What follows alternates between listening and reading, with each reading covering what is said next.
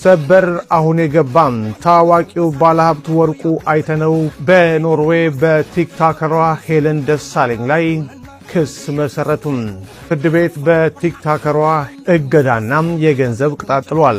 መረጃውን በአጭሩ ላቀርብላችሁ። በኖርዌይ ተንዳላግ ወረዳ ፍርድ ቤት በታዋቂው ባለሀብት አቶ ወርቁ አይተነው ላይ የሐሰት ስም ማጥፋት ዘመቻ አካሂዳለች በተባለችው ቲክቶከሯ ሄለን ደሳለኝ አዶ ላይ አስቸኳይ ጊዜያዊ እገዳ አስተላለፈ። እጃችን የሚገኘው የፍርድ ቤቱ ውሳኔ እንደሚያሳየው ተከሳሿም በቲክቶክ ላይ አቶ ወርቁ አይተነውን በክሱ ላይ በስም የጠቀሰ ቫይረስ አለበት በማለት በሐሰት መወንጀሏ ተገልጿል። በተጨማሪም በሴቶች ላይ የወሲብ ጥቃትና ከባድ አካላዊ በደሎችን ፈጽሟል የሚሉ ቪዲዮዎችን አሰራጭታለች። ከዚህም ሌላ ለምን 25 የቲክቶክ አንበሶችን አትገዛልኝም በማለት የገንዘብና የስጦታ ማስገደድ ሙከራ አድርጋለች ተብሏል። በሰነዱ ላይ እንደተጠቀሰው ባለሀብቱ የዱባይ መኖሪያ ፍቃድ ያላቸው ሲሆን ይህ የመኖሪያ ፍቃድ ከቫይረሱ ነፃ መሆናቸውን በሚያረጋግጥ ሕጋዊ የጤና ምርመራ ላይ የተመሰረተ ነው። ተከሳሿ ይሄንን ሀቅ መካዷም ጉዳዩ በከፍተኛ ወንጀል እንዲታይ ካደረጉት ምክንያቶች አንዱ መሆኑ በክሱ ላይ ተጠቅሷል። የወንጀል ድርጊቱ ከባድ በመሆኑ የተነሳም የኖርዌይ ፍርድ ቤቱ ጊዜ አላባከነም።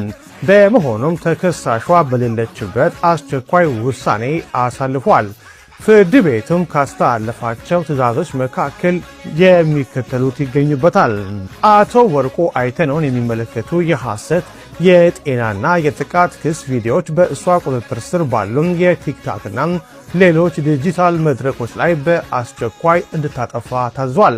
ጉዳዩ የመጨረሻ ፍርድ ቤት እስኪያገኝ ድረስ ስለ አቶ ወርቁ አይተነው በቲክቶክ በቀጥታ ስርጭት ወይንም በአስተያየት መስጫዎች ላይ ድጋሚ እንዳትናገር፣ እንዳታጋራ ወይም አስተያየት እንዳትሰጥ እገዳ ተጥሎባታል።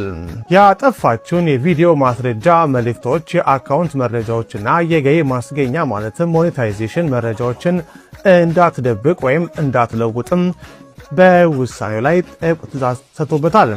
በራሷ አካውንት ብቻ ሳይሆን በሶስተኛ ወገን በኩል ተጽዕኖ ፈጥራም የባለሀብቱን ስም እንዳታነሳም ተከልክላለች። በተጨማሪም ፍርድ ቤቱ ለክስ ሂደቱ ወጪ 22112 የኖርዌይ ክሮነር ለአቶ ወርቁ አይተነው እንድትከፍል በተከሳሿ ላይ ወስኗል። የፍርድ ቤቱን ትዕዛዝ ካልፈጸመች ደግሞ ለእያንዳንዱ ጥሰት ከባድና አስገዳጅ የገንዘብ ቅጣት የሚጣልባት መሆኑን በውሳኔው ላይ